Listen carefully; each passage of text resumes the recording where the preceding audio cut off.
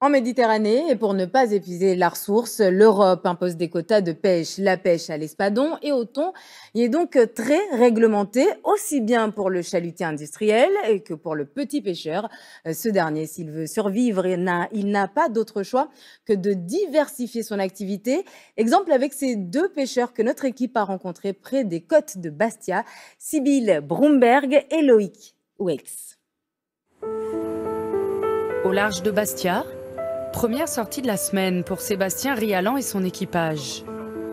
Cloué au port par 4 jours de mauvais temps, enfin, au bout de la ligne, la récompense. Cet espadon a mordu à l'hameçon. Le poisson résiste, mais finalement perd le combat. Ah, il est beau celui-là, hein. Tout est fait à la force des bras et à tout moment, on peut perdre le poisson. C'est un combat. Ce savoir-faire, Sébastien le tient de son père. Il pêche depuis 18 ans. Ça, c'est un super poisson, ça. Une pêche artisanale et durable. Comme les 170 petits pêcheurs côtiers de l'île, il est soumis à des quotas. Alors, la pêche est sélective. Aujourd'hui, on décide de pêcher du thon. On se met dans des zones propices à la pêche au thon avec des appâts qui conviennent au thon. Quand on veut pêcher de l'espadon, cette même ligne, on la fait descendre un peu plus profond et on se met dans des zones qui sont vraiment favorables à la pêche à l'espadon. En tout, 12 km de ligne, la palangre déroulée au fil de l'eau. Sur le bateau, chacun a son rôle. Sébastien retire les lignes. Mais l'appât n'attire pas que le poisson ciblé.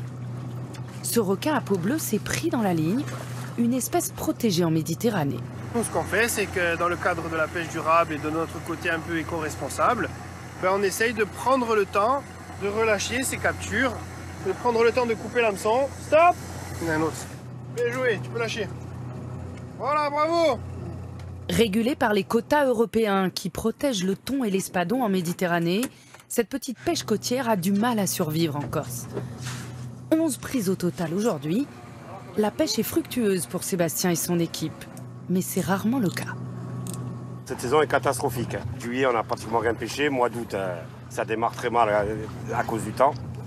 Donc, en espérant qu'à partir du 15 août, ils se remettent un peu le beau temps, parce que là, c'est une très mauvaise saison pour nous.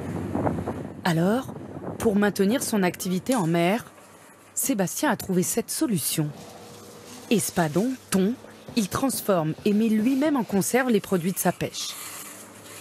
Si je devais vendre cet espadon chez un grossiste entier, je l'aurais vendu peut-être aux alentours des 12 € le kilo. Maintenant, en le valorisant en conserve, on multiplie ça par 2, voire même par 3 sur certaines conserves. Des recettes élaborées avec des chefs étoilés et préparées par son épouse Claire. Comme sa pêche, la conserverie aussi est artisanale. Tout est fait à la main. L'entreprise familiale produit 10 000 conserves par an. Se diversifier, c'est ce qui permet à Sébastien Rialan de continuer à exercer son métier. Et surtout, de savourer la liberté que lui procure sa vraie passion, la mer. Retrouvez toute l'info en continu sur le canal 27.